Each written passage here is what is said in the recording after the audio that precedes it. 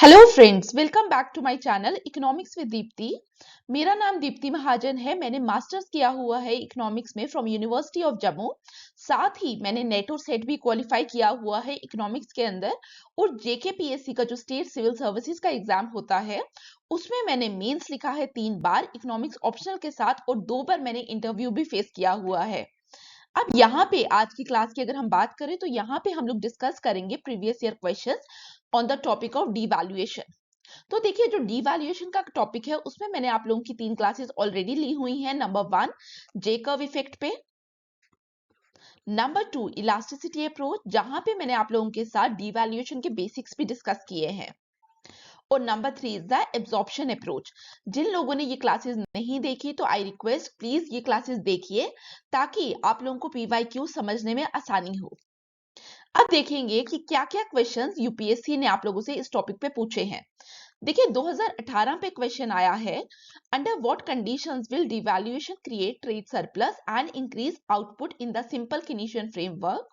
2017 पे क्वेश्चन आया हुआ है, monetary contraction is a better option than devaluation, comparison बात कर रहा है वहां पे, to improve balance of payment position of a developing country under fixed exchange rate system discuss.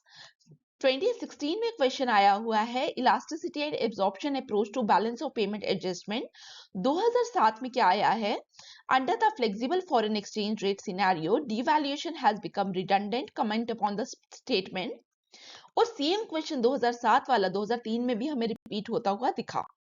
2003 में क्वेश्चन क्या है, do you think devaluation has become redundant under the floating exchange rate system, give reasons for your answer। 1997 में question आया हुआ है, devaluation tends to leads to further devaluation discuss। तो one by one हम लोग इन questions को देखेंगे। सबसे पहला जो क्वेश्चन है that is devaluation tends to leads to further devaluation discuss।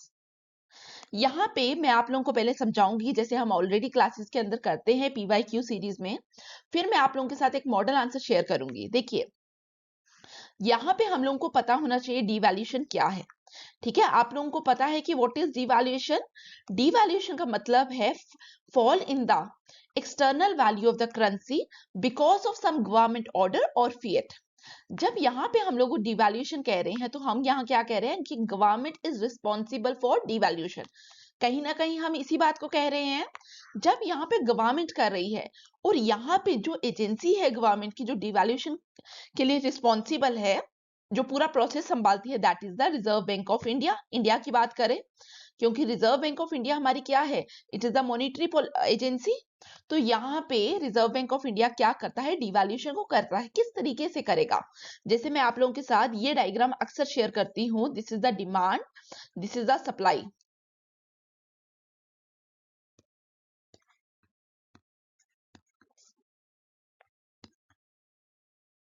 हम लोग देखते हैं जब डिवैल्यूएशन की जगह हम डिप्रिसिएशन को देखते हैं, तो यहाँ पे क्या होता था, डिमांड बढ़ती थी और डेफिसिट होता था। इस डेफिसिट को करेक्ट करने के लिए मार्केट फोर्सेस क्या करती थी, कहीं ना कहीं जो करेंसी थी उसको डेप्रिशिएट करती थी। तो यहाँ पे क्या हुआ, market forces of demand and supply की वजह से हमारा जो इक्विलिब्रियम होता था वो यहाँ पे शिफ्ट होता था और हम बोलते थे करेंसी डेप्रिशिएट होती थी।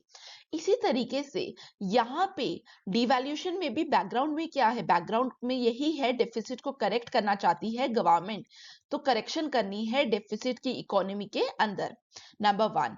फिर यहाँ पे जैसे आप लोगों ने देखा डेफिसिट की वजह से होता क्या था, डिमांड क्रिएट होती थी। तो यहाँ पे भी गवर्नमेंट क्या करती है, गवर्नमेंट इसी फिनोमिना में काम करती है। डेफिसिट को करेक्ट करने के लिए वो क्या करती है, ऑटोमेटिकली डिमांड क्रिएट करती है इकोनॉमी में। जैसे हम लोग पहले क्या थे, D is the demand curve, S is the supply curve, यही था। अब आरबीआई क्या करेगा, आर्टिफिशियली डिमांड क्रिएट करेगा फॉरेन रिजर्व्स की।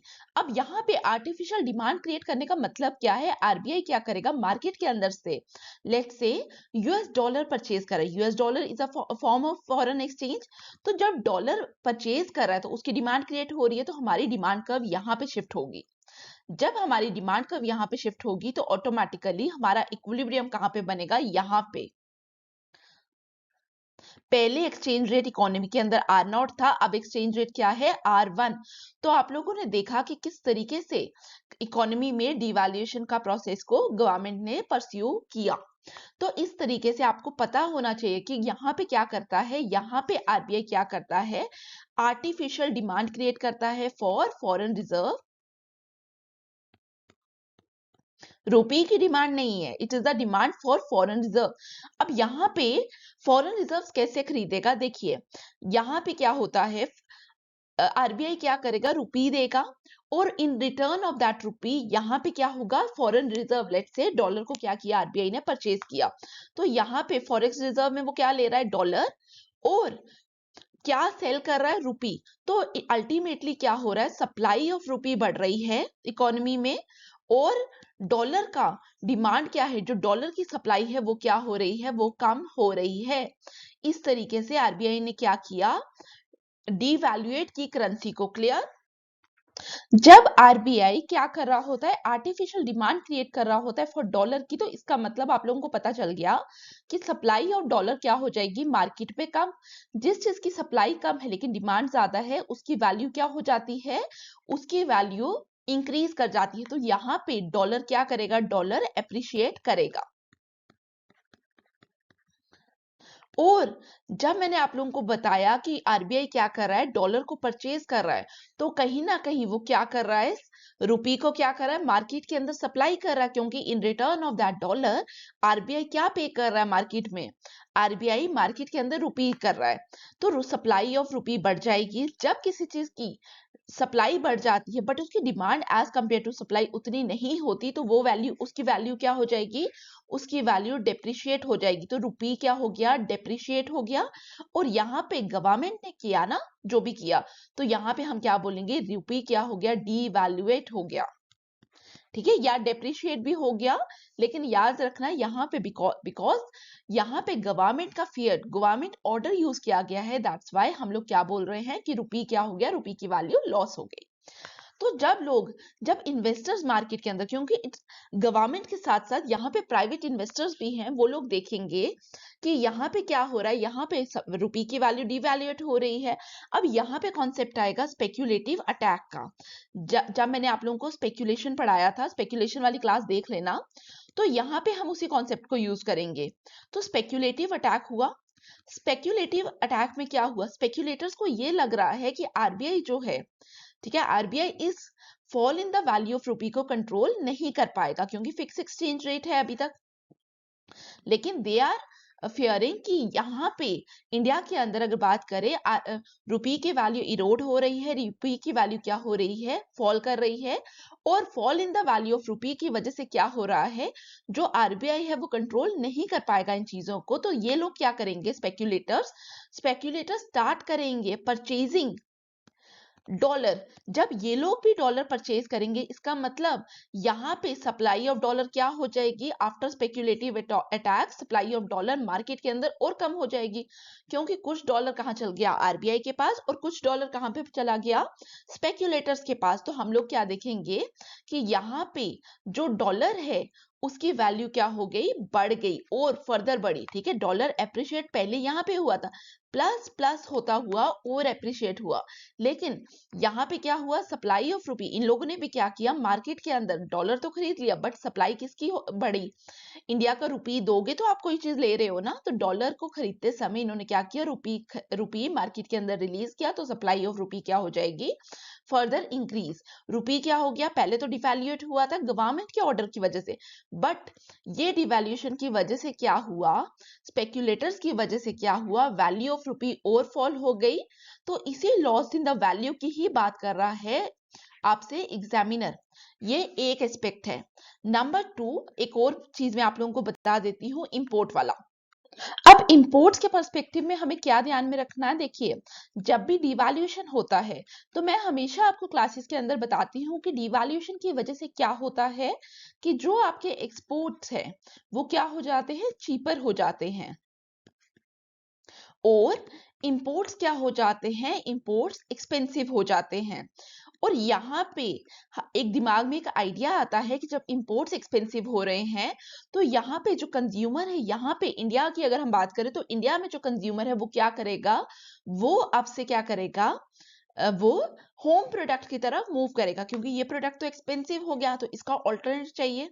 बट यहाँ पे अगर आप लोगों ने जे कर्व इफेक्ट वाली क्लास देखी होगी तो जे कर्व इफेक्ट हमें क्या बताता है, जे कर्व इफेक्ट हमें बताता था कि जब भी आपके इंपोर्ट्स एक्सपेंसिव हो जाएंगे, बट यहाँ पे हमें क्या करना है, ऑल्टरनेट पे शिफ्ट तो होना है, बट यहाँ पे ऑल्टरनेट पे शिफ्ट होने के लिए क्या चाहिए, सप्लाई चाहिए, प्रोडक्शन चाहिए। जब सप्लाई चाहिए, प्रोडक्शन चाहिए, इसका मतलब यहाँ पे क्या आएगा, यहाँ पे जेकब इफेक्ट ने क्या बोला, यहाँ पे क्या आने वाला है, यहाँ पे एक टाइम लैग आएगा। क्लियर? जेकब इफेक्ट ने बता दिया कि टाइम लैग आएगा। जब तक ये टाइम लैग है, जब तक यहाँ पे हमारे पास प्रोडक्शन नहीं अवेलेबल है, तब तक जो आपका कंज्यूमर है वो क्या करेगा, वो फिर से एक्सपेंसिव इंपोर्ट्स लेगा। जब वो एक्सपेंसिव इंपोर्ट्स परचेज कर रहा है तो उसकी परचेजिंग पावर क्या हो जाएगी, कम हो जाएगी। जब हमने बोला उसकी परचेजिंग पावर कम हो जाएगी, इसका मतलब क्या है, इसका मतलब है कि वैल्यू ऑफ द रुपी क्या होने वाला है, फर्दर इरोड होने वाला, because of this inflation. Inflation तो मार्केट में आ गया ना, तो वैल्यू ऑफ करेंसी क्या हो जाएगी, फर्दर इरोड हो जाएगी। और फर्दर इरोड होने का मतलब फिर से क्या हो गया, डीवैल्यूएशन। यही एग्जामिनर आप लोगों से पूछना चाह रहा है। तो आप दोनों एस्पेक्ट दीजिए। अब मैं आप लोगों को एक मॉडल आंसर दिखा देती हूँ। Devaluation refers to the fall in the external value of currency undertaken by government fiat or order. ठीक है, दिस इज द डेफिनेशन। मैं हमेशा आप लोगों को बोलती हूँ, कुछ नहीं आता डेफिनेशन से स्टार्ट करिए। ठीक है, एग्जाम में क्या होता है, एग्जाम में हमारे पास इतना टाइम नहीं है सोचने का, तो छोटी छोटी चीजों को जैसे मैं आप लोगों को बता रही हूँ ना, प्लीज उस हिसाब से करें। और इकोनॉमिक्स में आंसर लिखना बहुत आसान है, खासकर पेपर 1 जो आप लोगों का है। ठीक है, तो devaluation refers to the fall in the external value of a currency undertaken by government fiat or order. The devaluation takes place under fixed exchange rate, क्योंकि मैंने आप लोगों को पहले भी बताया, यहाँ पे अगर फ्लेक्सिबल होता तो क्या होता, इट इज अ डेप्रिसिएशन, वो मार्केट फोर्सेस पे है, गवर्नमेंट का वहां रोल नहीं आता। तो यहाँ पे फिक्स्ड एक्सचेंज रेट की बात की जा रही है, और इंडिया का याद है ना, इंडिया का कौन सा है, मैनेज फ्लोटिंग एक्सचेंज रेट। इसका मतलब क्या होता है कि जब आरबीआई को लगेगा इंटरवीन करना है तब वो इंटरवीन कर सकती है। ठीक है, तो and here government start purchasing foreign exchange, जैसे मैंने आपको अभी बताया कि किस तरीके से हो रहा है, बाय सेलिंग डोमेस्टिक करेंसी। जैसे इंडिया के केस की बात की मैंने, तो मैंने बोला इंडिया का रुपी वो सेल कर रहे हैं और परचेज कर रहे हैं dollar. This leads to the fall in the value of currency at some time speculator. अब रोल आया स्पेक्यूलेटर्स का, स्पेक्यूलेटिव अटैक। ठीक है, तो आपको पता है ना, मैंने स्पेक्यूलेशन वाली क्लास में मैंने आप लोगों को स्पेक्यूलेटिव अटैक बताया हुआ है, आप वहां जाके देख सकते हैं। डिस्टेबलाइजिंग स्पेक्यूलेशन क्या होता है और स्पेक्यूलेटिव अटैक क्या होता है, वहां आपको समझ आ जाएगा। Speculator feels that the government may not be able to control this fall in value for a long time, क्योंकि अब क्या हो रहा है, लॉस इन कॉन्फिडेंस हो रहा है। So he starts selling home currency in the expectation that the home currency will further suffer loss in its value in the future.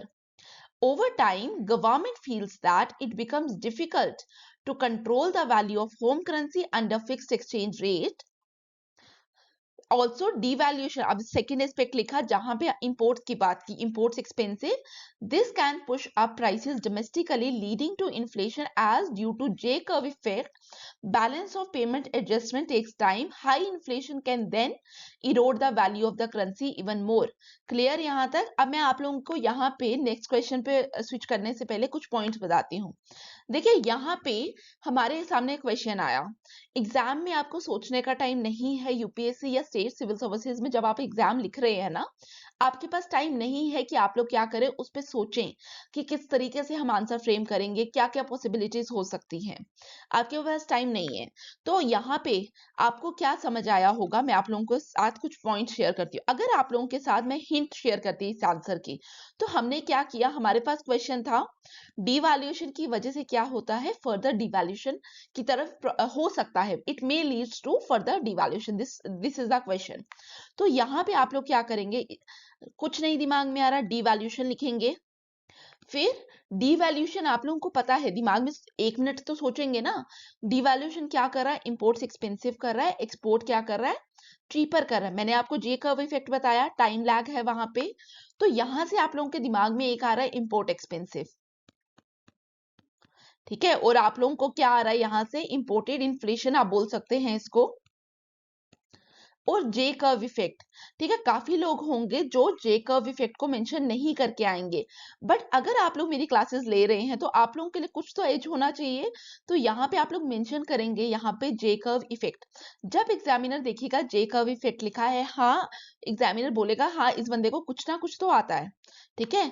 फिर हम लोगों ने इंपोर्ट एक्सपेंसिव वाला बताया, और दूसरा आप लोगों को क्या समझ में आता है कि जब भी डिवैल्यूएशन होता है तो स्पेक्यूलेटर्स क्या है, स्पेक्यूलेटर्स के मन में एक अफरा तफरी जैसी सिचुएशन आ जाती है कि अब क्या हो रहा है, loss in the value of the currency हो रहा है। तो वो लोग क्या करेंगे, वो डिस्टेबलाइजिंग स्पेक्यूलेशन करेंगे। तो स्पेक्यूलेटिव अटैक्स, इससे आपको लिंक करते हुए ये चीजें आएंगी, तो अब आप आंसर फ्रेम कर सकते हैं। क्लियर? और मैं आप लोगों को बार बार बोल रही हूँ, प्रैक्टिस करेंगे तो आप लोग आंसर लिख पाएंगे। सिर्फ मेरी क्लास आकर देख रहे हैं, घर जाकर प्रैक्टिस नहीं कर रहे, तो आप लोगों के लिए बहुत दिक्कत हो सकती है, ठीक है। तो यहाँ पे जो ये पूरा आंसर है, इसके अलावा मैंने आप लोगों को लास्ट में शायद 2 क्वेश्चन बताऊंगी, मैं हिंट दूंगी, आप लोग वो प्रैक्टिस करेंगे, टेलीग्राम चैनल पे शेयर करेंगे। क्लियर? तो आप लास्ट में एक कंक्लूजन के लिए एक लाइन लिख सकते हैं, thus a deflation leads to further deflation. और ये लाइन क्या है, अगर आप देखेंगे इकोनॉमिक्स में, पता है बहुत सारे क्वेश्चंस ऐसे होंगे जहां पे जो क्वेश्चन दिया हुआ है वही स्टेटमेंट बन जाएगी, आपकी लास्ट में कंक्लूजन की जो स्टेटमेंट है ना वही बन जाएगी। और जिन क्वेश्चंस पे आपको लगता है वो स्टेटमेंट निकल रही है, कंक्लूजन हम लिख सकते हैं, तो प्लीज उनको लिख कर आना, ठीक है। सोचना भी नहीं है, एग्जाम में क्वेश्चन पेपर में दिया हुआ है तो क्यों 1 मार्क्स स्किप करने का चांस लेना है, ठीक है। अब दूसरे क्वेश्चन पे चलते हैं। Under what condition will devaluation will create trade surplus and increase output in the simple Keynesian framework. तो यहाँ पे अगर आप देखेंगे, एक तो इन्होंने क्या बोला कि डिवैल्यूएशन किस कंडीशंस पे ट्रेड सरप्लस क्रिएट करता है, और लेकिन यहाँ पे एंड इंक्रीज आउटपुट, ठीक है। यहाँ पे मेंशन क्या है, सिंपल किनीशियन फ्रेमवर्क। तो सबसे पहले किनीशियन फ्रेमवर्क के बारे में हमें एक पता होना चाहिए, और दूसरा हमें क्या पता होना चाहिए कि डिवैल्यूएशन आपका सरप्लस की तरफ कब लेकर जाता है। देखिए, जब मैंने आप लोगों को डिवैल्यूएशन बताया तो सरप्लस है, it is a effect of devaluation, effect of devaluation है। तो यहाँ पे हम लोगों को पता है कि जब भी हम लोग क्या करते हैं, इफेक्ट ऑफ डिवैल्यूएशन देख रहे थे, वहां पे हमने इलास्टिसिटी अप्रोच ऑफ डिवैल्यूएशन देखा था। और इलास्टिसिटी अप्रोच ऑफ डिवैल्यूएशन को पढ़ाते समय मैंने आपको लास्ट में एक चीज और बताई थी, किसी को याद है वो क्या थी? These were the Marshall Lerner conditions. Marshall Lerner's condition, Marshall Lerner condition पढ़ाते समय मैंने आप लोगों के साथ एक चीज शेयर की थी, price elasticity of demand for exports plus price elasticity of demand for import अगर ग्रेटर देन 1 होगा, तब हम लोग क्या बोलते थे कि डिवैल्यूएशन क्या होगा, सक्सेस होगा। और जब आप लोगों ने देखा कि devaluation will be a success, इसका मतलब क्या है कि हम लोग डेफिसिट से निकल रहे हैं। और दिस इज द पॉसिबिलिटी, अगर आप डेफिसिट से निकल रहे हो, अल्टीमेटली आपने कहां जाना है, आपने सरप्लस की तरफ जाना है। तो this is the situation, this is the possibility जहां पे क्या हो सकता है, अगर डिवैल्यूएशन की पॉलिसी को गवर्नमेंट लेकर आती है तो उस समय क्या होगा, वो डिवैल्यूएशन एक सक्सेस की तरफ जा सकता है। क्लियर? ठीक है, तो आप लोगों को समझ आया, EX plus EM greater than 1, ये तो एक चीज होगी कि सरप्लस की तरफ हम कब जा सकते हैं। बट एग्जाम में जो क्वेश्चन है वहां पे किनीशियन फ्रेमवर्क की बात की गई है। जब एग्जामिनर आपसे किनीशियन फ्रेमवर्क पूछ रहा है तो किनीशियन फ्रेमवर्क में क्या होता है, क्लासिकल्स और कीन्स याद है, ठीक है। आप लोगों ने मैक्रो इकोनॉमिक्स में पढ़ा होगा, तो वहां पे कीन्स क्या बोलते हैं कि जब भी हमारा इक्विलिब्रियम आता है वो जरूरी नहीं है फुल एम्प्लॉयमेंट पे भी आए, ठीक है। It can be at full employment, it can be at under employment. अब हमें इन दो सिचुएशंस को एनालाइज करना है। देखिए, अगर आप फुल एम्प्लॉयमेंट पे हैं, क्वेश्चन पढ़िए, will devaluation can create trade surplus and increase output. अब मुझे आप लोग बताइए कि आप ऑलरेडी कहाँ पे हैं, फुल एम्प्लॉयमेंट पे है, आप क्या आउटपुट को बढ़ा सकते हैं? तो यहाँ पे जब हम आउटपुट को ही नहीं बढ़ा सकते, ठीक है, output can not increase at the full employment level. जब हमने बोला कि हम आउटपुट को नहीं बढ़ा सकते और डिवैल्यूएशन पे आपको पता है कि इंपोर्ट्स एक्सपेंसिव हो जाते हैं, एक्सपोर्ट चीपर हो जाते हैं और अल्टीमेटली इकोनॉमी के अंदर क्या होता है, प्रोडक्शन, डोमेस्टिक प्रोडक्शन क्या होती है, इंक्रीज करती है। बट यहाँ पे ऑलरेडी फुल एम्प्लॉयमेंट है और आउटपुट तो बढ़ नहीं सकता, मतलब प्रोडक्शन बढ़ नहीं सकती। जब हम बोलेंगे प्रोडक्शन बढ़ नहीं सकती, इसका मतलब क्या है?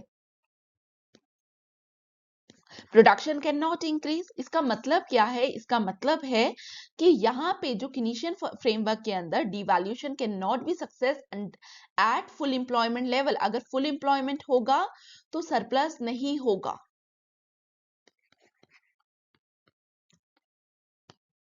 ठीक है, डिवैल्यूएशन सरप्लस की तरफ नहीं जा सकती अगर आप लोगों ने क्या किया है, आपने फुल एम्प्लॉयमेंट लेवल को अचीव कर लिया है।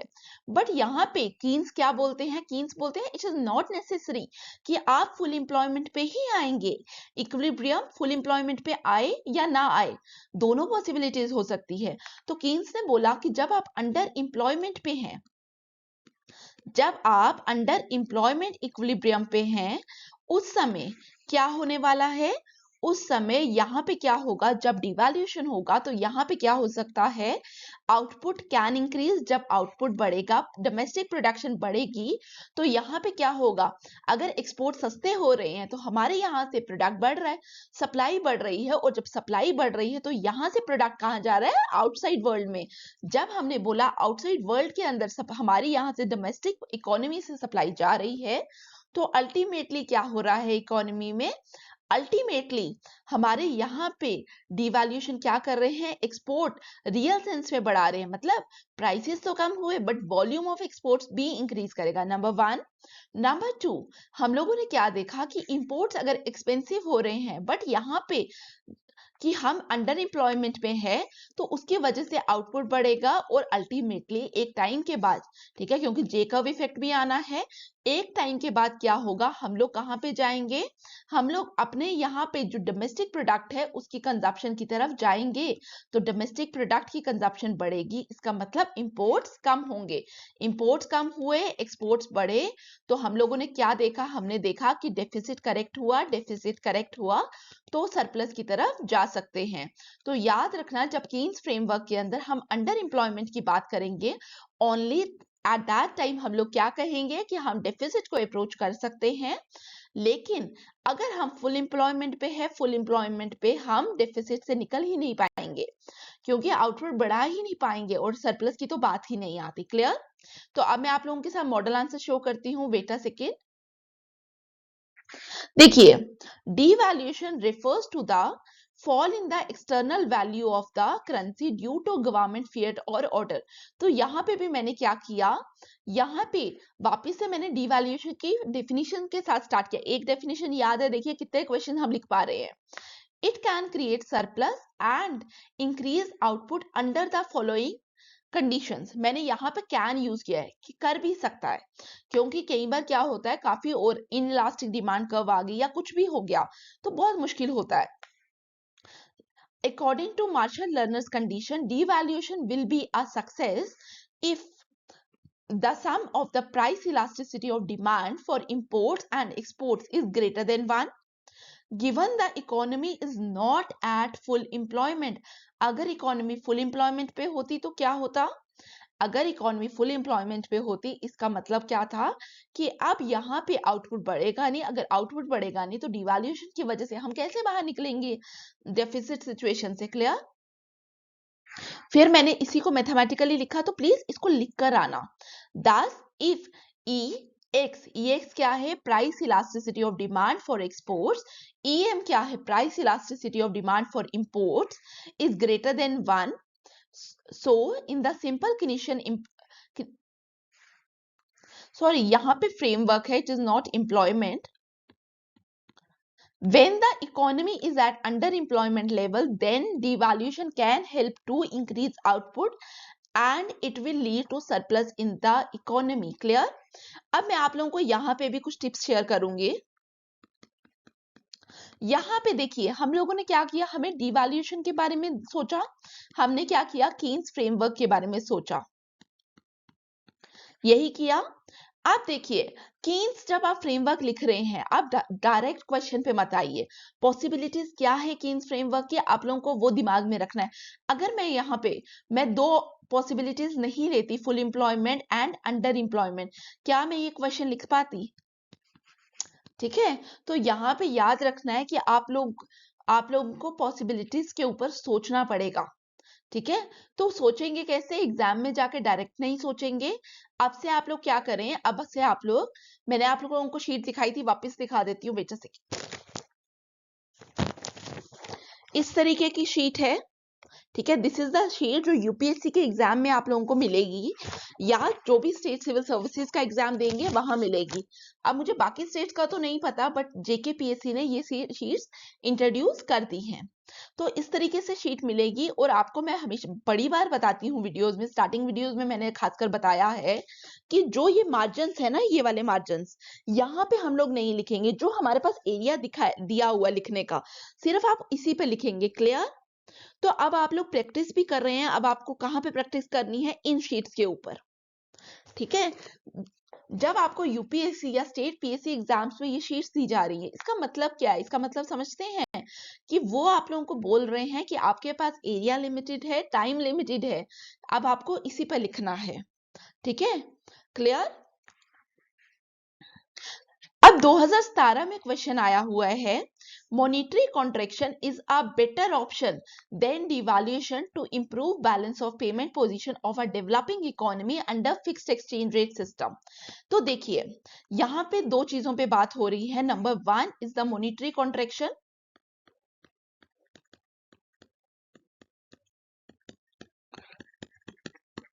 and devaluation। ठीक है, और यहाँ पे थोड़ा सा उन्होंने कॉम्प्लिकेट करने के लिए फिक्स्ड एक्सचेंज रेट सिस्टम लिख दिया।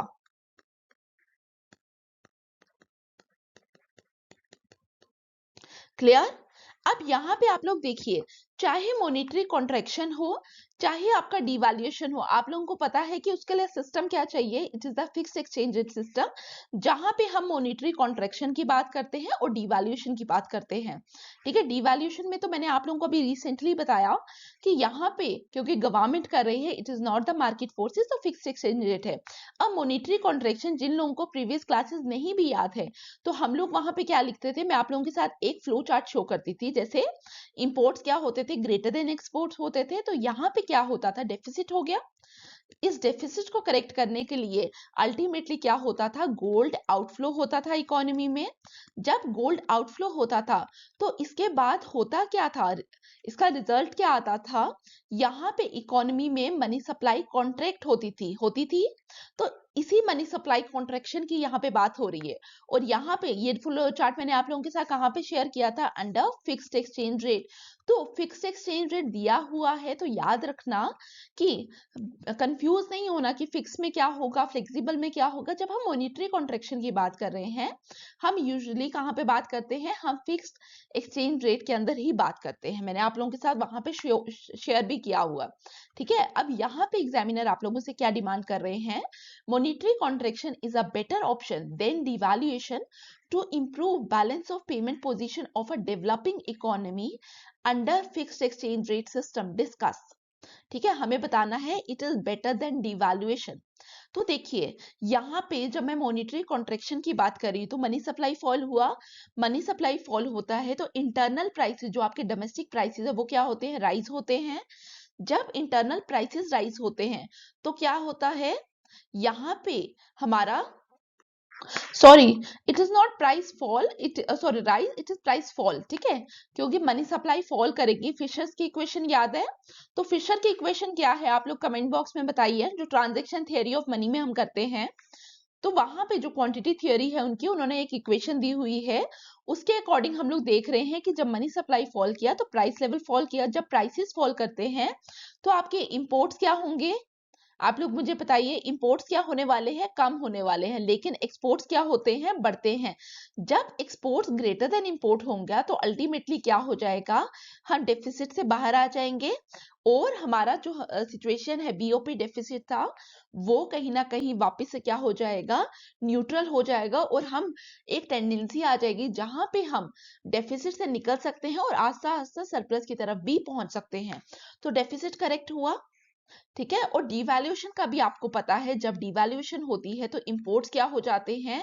इंपोर्ट्स एक्सपेंसिव हो जाते हैं। एक्सपेंसिव होते हैं इसका मतलब इंपोर्ट्स इकोनॉमी में क्या आएंगे? कम आएंगे, बिकॉज लोग कम डिमांड करेंगे। और एक्सपोर्ट्स की अगर हम बात करें तो एक्सपोर्ट्स क्या हो जाते हैं? Exports now become cheaper. जब एक्सपोर्ट्स चीपर हो जाते हैं, सस्ते हो जाते हैं, तब क्या होगा? एक्सपोर्ट की डिमांड फॉरेन मार्केट में बढ़ेगी और यहाँ पे भी एक्सपोर्ट ग्रेटर देन इंपोर्ट होगा। तो दोनों तरीकों से क्या हो रहा है? आपका डेफिसिट क्या हो रहा है? कम, इंप्रूव हो रहा है। तो हम लोग यही बोल रहे हैं कि इंप्रूव हो रहा है balance of payment position of a developing country. Clear? अब यहाँ पे हमें ये नहीं बताना कि प्रोसेस क्या है, हमें बताना क्या है कि किस तरीके से मॉनिटरी कॉन्ट्रैक्शन बेटर है डिवैल्यूएशन से, ठीक है। तो हमें, अगर हम लोग यहाँ क्या करेंगे, अगर आपको डिवैल्यूएशन है तो यहाँ पे बेटर है, इसका मतलब हम लोगों को क्या बताना है? हमें लिमिटेशंस बताने हैं, किसके? डिवैल्यूएशन के। तो हमें लिमिटेशंस बताने हैं डिवैल्यूएशन के। अभी तक मैंने आप लोगों के साथ जो पीछे क्वेश्चन शेयर किए, उससे आप लोग बता सकते हैं, जिन जिन लोगों ने आराम से ध्यान से पूरी कंसंट्रेशन से क्लास पढ़ी है वो लोग मुझे बता सकते हैं। कमेंट बॉक्स में बताइए। जब हम लोगों ने बोला कि डीवैल्यूएशन, तो यहाँ पे एक स्पेक्यूलेटिव अटैक दिमाग में आएगा। अब मैं एक्सप्लेन नहीं करूंगी स्पेक्यूलेटिव अटैक को, क्योंकि आप लोगों को मैंने समझाया कि किस तरीके से हो रहा है। फिर दूसरा क्या मैंने आप लोगों को बताया? जे कर्व इफेक्ट, जिसकी वजह से हमें क्या देखने को मिल रहा है? Time lag. हम बोलेंगे कि यहाँ पे जब डिवैल्यूएशन की बात होती है, यहाँ पे ये जो प्रॉब्लम्स है, ये क्या कर देगी? एक इसका प्रोसेस डिले करेगी और स्पेक्युलेटिव अटैक की वजह से फर्दर क्या हो सकता है? इरोड हो सकती है value of the currency, which is not good for the economy. और मॉनिटरी कॉन्ट्रैक्शन पे तो ना हमें जे कर्व इफेक्ट देखने को मिलता है, ना हमें स्पेक्युलेटिव अटैक देखने को मिलता है। क्लियर? अब इसको पढ़िए मॉडल आंसर। अब यहाँ पे अगर आप लोग ध्यान से देखेंगे, मैंने यहाँ पे ये नहीं बोला कि मॉनिटरी कॉन्ट्रैक्शन क्या है, डिवैल्यूएशन क्या है।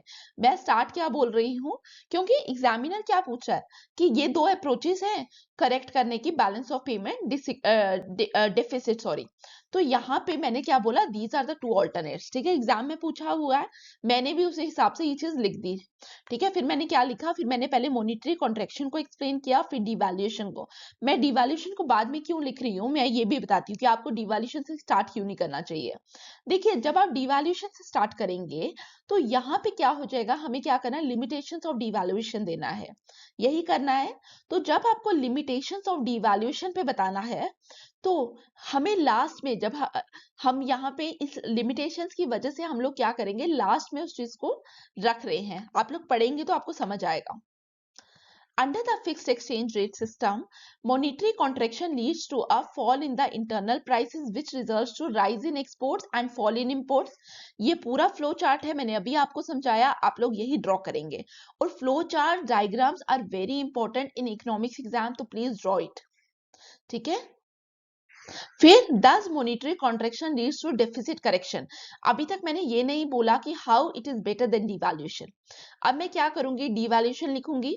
Devaluation also leads to BOP deficit correction by making imports expensive and exports cheaper. किस तरीके से होता है मैंने एक लाइन पे लिख लिया। अब देखिए ये चीज पढ़िए। However it has several drawbacks. Devaluation may lead to loss of investors' confidence in the home currency and it ultimately leads to speculative attack.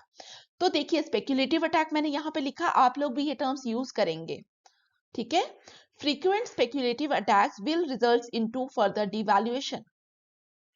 Number 2, J curve effect। देखिए एक J curve effect है, हम हर question में डालने की कोशिश कर रहे हैं। अब यहाँ पे आप लोग समझ पा रहे हैं कि जब आप लोग क्वेश्चन लिख रहे हैं, काफी लोग लिखेंगे एग्जाम में आप लोगों के साथ, तो जब मैंने यहाँ पे यूज किया स्पेक्यूलेटिव अटैक, जब मैंने यहाँ पे जे कर्व इफेक्ट यूज किया, क्या ये चीजें मेरा क्वेश्चन थोड़ा सा यूनिक बनाती है? और ये चीजें मैं आप लोगों को बता दूं, ये रातों रात नहीं आती। आप लोग जब प्रैक्टिस करेंगे तो आपको समझ आएगा कि how to attempt an answer. A good answer और एक एवरेज आंसर में फर्क होता है, ठीक है। और एग्जामिनर के पास इतना टाइम नहीं है कि वो आपकी शीट्स को बिल्कुल आराम आराम से देखेगा। जो कीवर्ड्स है उस पर फोकस करिए, फ्लो चार्ट्स पे फोकस करिए, डायग्राम पे फोकस करिए, ठीक है। फिर ये डायग्राम बना सकते हैं आप। ये डायग्राम मैंने आप लोगों के साथ शेयर की थी जे कर्व इफेक्ट में। तो यहाँ पे देखिए हमने क्या बोला, जे कर्व इफेक्ट वाली डायग्राम है। जिन लोगों ने नहीं देखा तो प्लीज जे कर्व इफेक्ट पे वीडियो है वो देख लीजिए। यहाँ पे मैंने आप लोगों को बताया कि यहाँ पे हमारे पास वाई एक्सिस है जहां पे 0 है, ओरिजिन के नीचे डेफिसिट है और ओरिजिन के ऊपर क्या है, सरप्लस है। यहाँ पे हमारे पास क्या है, टाइम है। हमने बोला दिस इज द पॉइंट जहां पे क्या हो रहा है, इकोनॉमी के अंदर डेफिसिट है, ठीक है। लेकिन अब डेफिसिट को करेक्ट करने के लिए गवर्नमेंट ने एक पॉलिसी लाई जिसको हम डीवैल्यूएशन कहते हैं। और जब गवर्नमेंट ने डीवैल्यूएशन की पॉलिसी लाई तो इनिशियली क्या हुआ, डेफिसिट की तरफ गए हम लोग, बिकॉज टाइम लैग है जो जेकब इफेक्ट बताता है, प्रोडक्शन होने में टाइम लगता है। फिर एक पॉइंट आएगा जहां से डेफिसिट करेक्ट होना स्टार्ट होगा और आस्ता आस्ता it took a long time, जिसके बाद एक सरप्लस की तरफ हम मूव करेंगे। क्लियर? तो आप ये डायग्राम बता सकते हैं।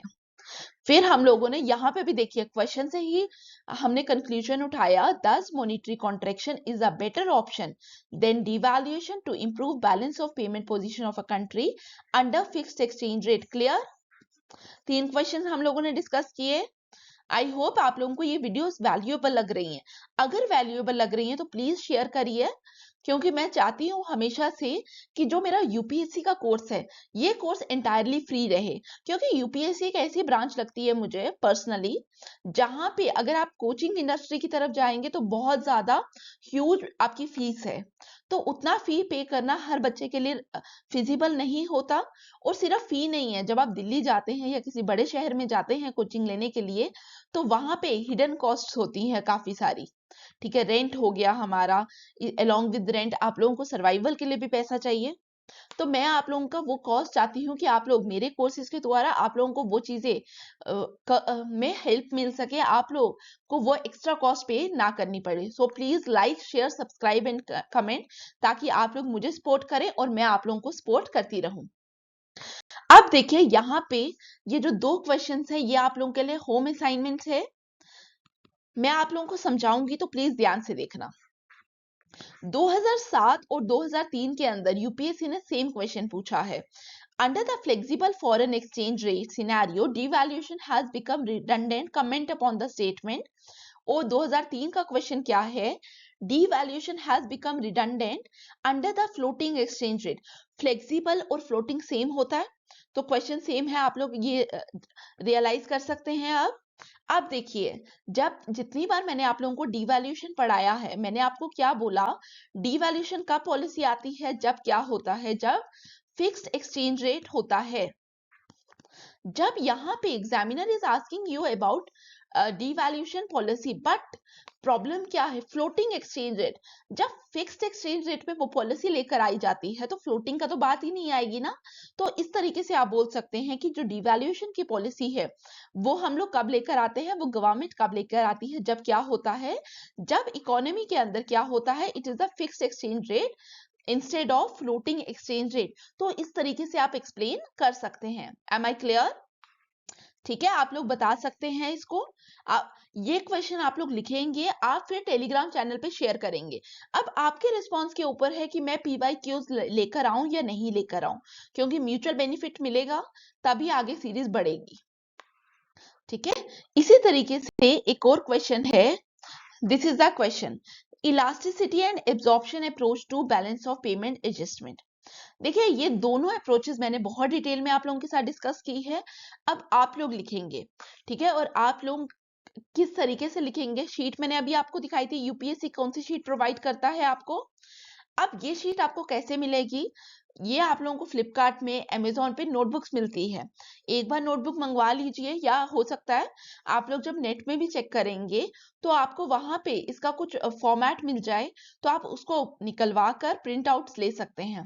तो अब ये जो क्वेश्चन है ये आप लोगों के पास 3 लीव्स में आपको लिखना है। जैसे आप लोग किस तरीके से लिखेंगे देखिए,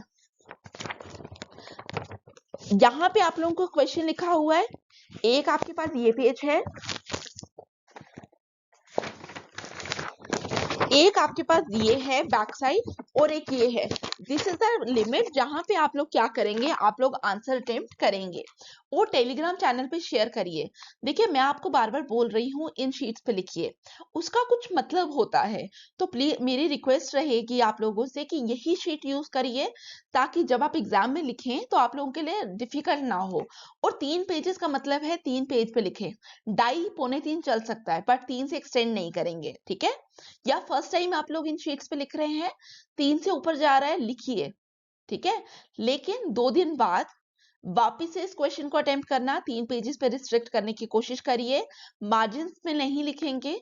और इसके लिए रेफरेंस के लिए देखिए चैनल आप ओपन करिए, चैनल ओपन करेंगे वहां पे आप लोगों को वीडियोस के अंदर एब्जॉर्प्शन अप्रोच मिलेगी, इलास्टिसिटी अप्रोच मिलेगी। ये दोनों वीडियोस आप लोग देखिए, इसके बाद आंसर फ्रेम करिए, ठीक है।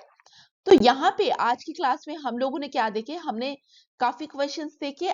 मुझे लगता है ये क्वेश्चन जो है बहुत इंपॉर्टेंट है, इसीलिए मैं हमेशा बोलती हूँ PYQs पे फोकस करिए। बट मैं समझती हूँ कि यहाँ पे एक बहुत बड़ा गैप है, उसको हम लोग ब्रिज करने की कोशिश कर रहे हैं। तो यहीं पे अपना लेक्चर खत्म करते हैं। Thank you for watching and please like share subscribe and comment. Thank you.